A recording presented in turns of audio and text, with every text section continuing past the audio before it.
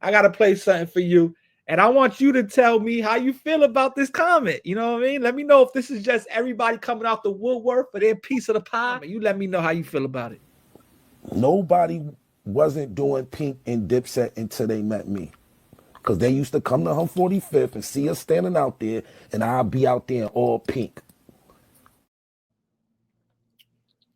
How you feel about that comment, Batty Bells? Hey, to each his own, my nigga. Is the Crayon Man? You think he could have been the one to put King? Now listen, this wasn't a topic until Jim said it. Like just like the 40 cal thing, this wasn't a topic until Jim said it. So now that Jim said it, is it time for Un to come and say no? That was me, homie. That was me that did that. Or is this a slight? Like I don't understand what's the point of saying this if it's not a slight at Jim. That's what I'm at. That's what I'm asking. Like, I don't think it's a slight at Jim. I think he want to take credit. If he is actually one of the first ones to do it, then he want to take credit for being the foundation of the Pink. I don't think it's a claim to fame, but he just want credit. It's just the timing of everything. Like out of it, you got to think about it, bro. Let's go through Bird Gang and Dipset and all that, right? Yeah. The only ones that really see some real paper is Cam, Jim, Jewels, and maybe Shice Bubs. Definitely.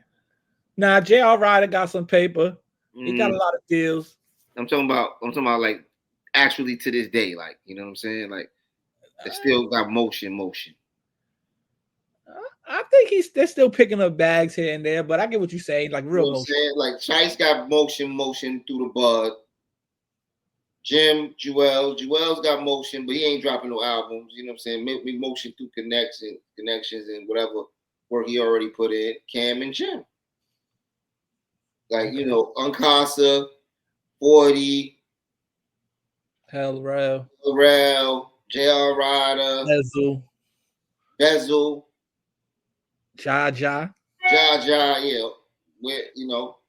But it's the timing for me though. Like, you understand what I'm saying? Like, now all of a sudden everybody, because of this situation going on, everybody got something to throw their little 2 cents in. It's like, you understand what I'm saying? Like, everybody's coming to refute claims or like to take ownership for certain things that they feel they brought to the table but didn't get the proper credit for.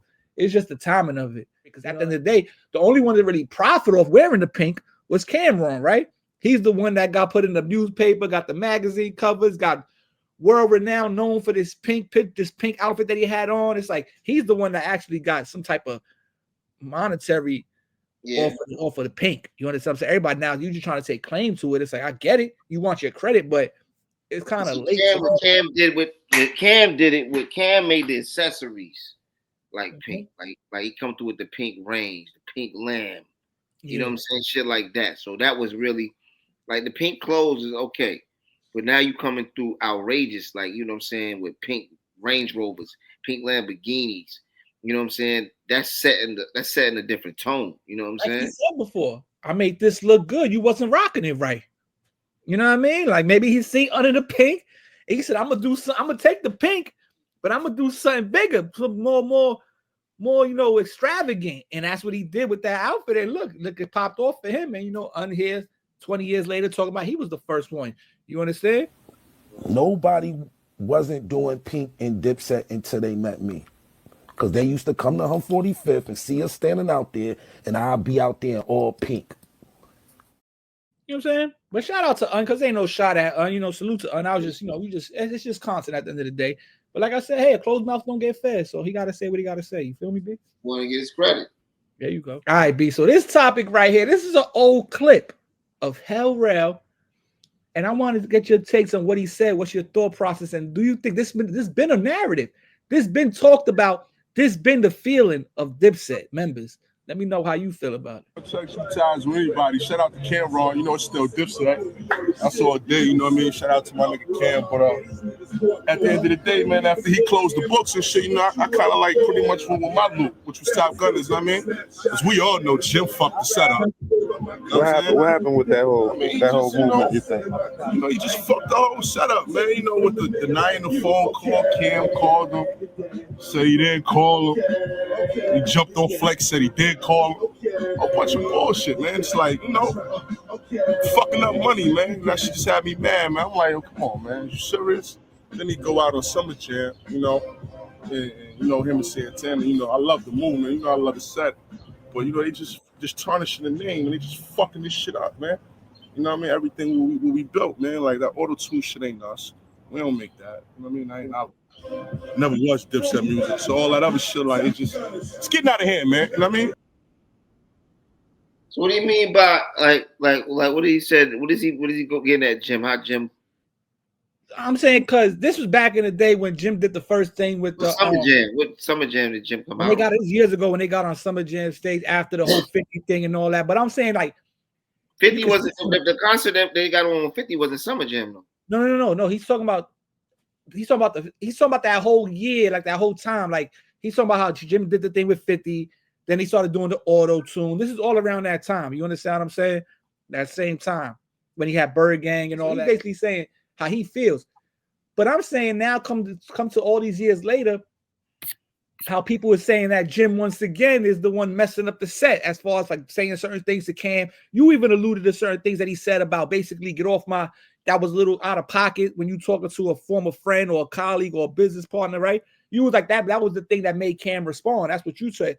So I'm like, so I feel like, do you feel like this been a running narrative, a feeling throughout all these years that Jim Jones is the one responsible for messing up Dipset and the camaraderie within that crew?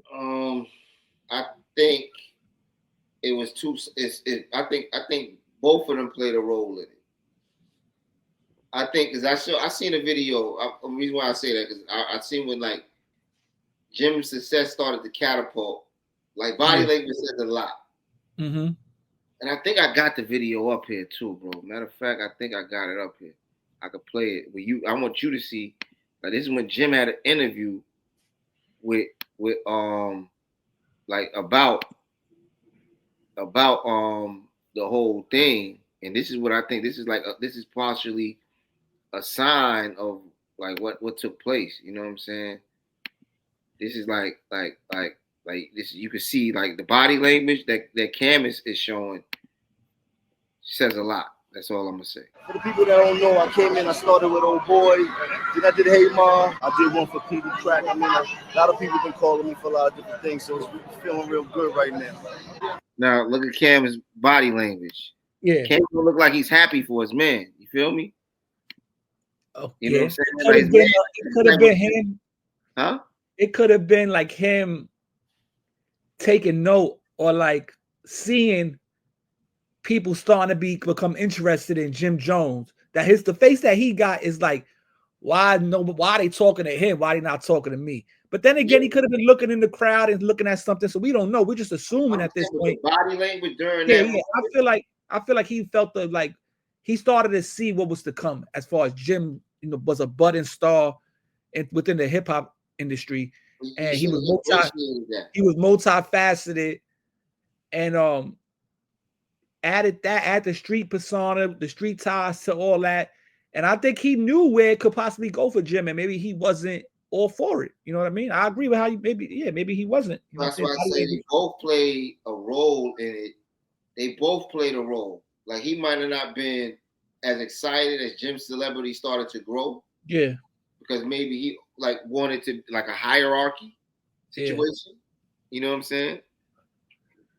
And which he could have still had if he would have kept that, but because that's if your underboss grows, and he's pushing you higher. You understand what I'm saying? As long as you don't make it to the fact where he like y'all get into it, as long as you keep that chain of command, which Jim was kind of good at doing, always giving Cam his credit, always putting Cam at a certain totem pole, certain echelon. Always screaming Dipset. Yeah, so he could have, if Cam would have played it right, he would have just got boosted higher and higher. He would have still been the lead, the top dog in the crew. But I don't think he was like like you said, he wasn't really receptive to what Jim was going to become.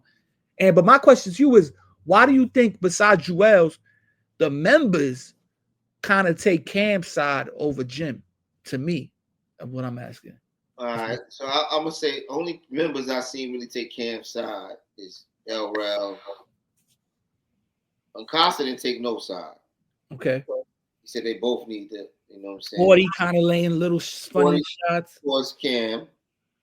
You understand? And that's it. Like and but Jaja was Bird Gang. She wasn't Dipset. So okay. And she took Cam's side also though, because she ain't said something about Jim. She was like Cam when she said, I thank Cam for shouting me out and saying all this. I just wanted to rap, this, that, and the third. Well, maybe Zeke is not taking no side. Yeah, Zeke ain't taking no side. Cam fuck with Jim. So you're right. It's just that Cam supporters, the two that you mentioned, they came out and said something. Nobody really came out for Jim within the crew and basically it's more of like his immediate circle now. His more Bird Gang, his affiliates that's saying something for Jim. It's like nobody's really coming out and speaking up for Jim. I'm not saying Jim needs any of that because Jim seems to be doing just fine or playing. He likes the role he's in. So, but I just wanted to play this video to just show that it's been a narrative. It's been out there. It's been said before that Jim was the one responsible for messing up Dipset. When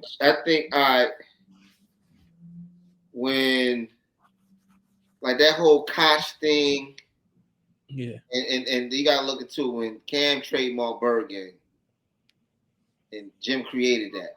Like you know what I'm saying? Like, all right, put like this: Jim has been fucked over a couple of times in the industry. Definitely. Love and Hip Hop was his baby, but Mona Scott took that and ran with it. You feel me? Yes, sir. He created Bird Gang, Cam trademarked it. So he's felt the wrath of being on the bad side of deals and negotiations and things of that nature and creative, ideas. Yeah. And so, even with, now I'm saying I was going to add on to even the Love and Hip Hop thing, right? It wasn't just Mona. It was Yandy was Jim's assistant.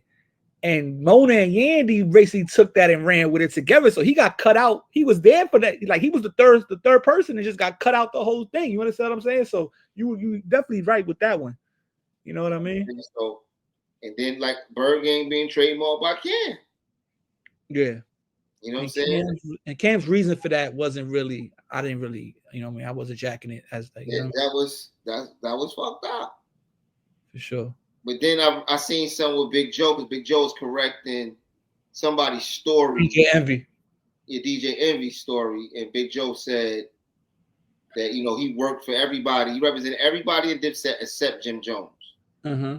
From 2001 to 2010 or some shit. Yeah. Managed everybody except Jim Jones. Mm-hmm. So Jim always had his own. Jim always knew his star potential. Yeah. Jim knew that I was watching some shit where people thought, like I said, a lot of people thought at point in time the killer was Blood. Okay. And like Jim was like the Snoop Dogg for the red team on the east side. That's why I didn't mean like no disrespect or what I said the mascot thing the other day. I'm saying like Blood mascot. Like I get what you're saying. You know what I'm saying? So like as far as the East Coast representation, like Jim was more popular for Bloods than actual Bloods from Cali. Because prior to Jim Jones, I said the most popular Blood rapper was probably Mac 10. Because Jim Jones is before Game. Good Night, even though he's not a rapper, but you know what I mean. Yeah, Mac 10 Suge Mac. Yeah. And Jim had like he said in the freestyle, whatever. He put the whole East Coast on his back, like Magoo and Frank White. Like I don't know what Jim rank is. Jim needed to be the GF. He on the street, yeah, publicly at least. Yeah, publicly, you feel me? Because he was the motherfucking poster child. Because a lot of these niggas want to be Blood because they seen Jim. So I don't know if he was like, even though Melly was the GF, like I don't know if it was underhandedly Jim.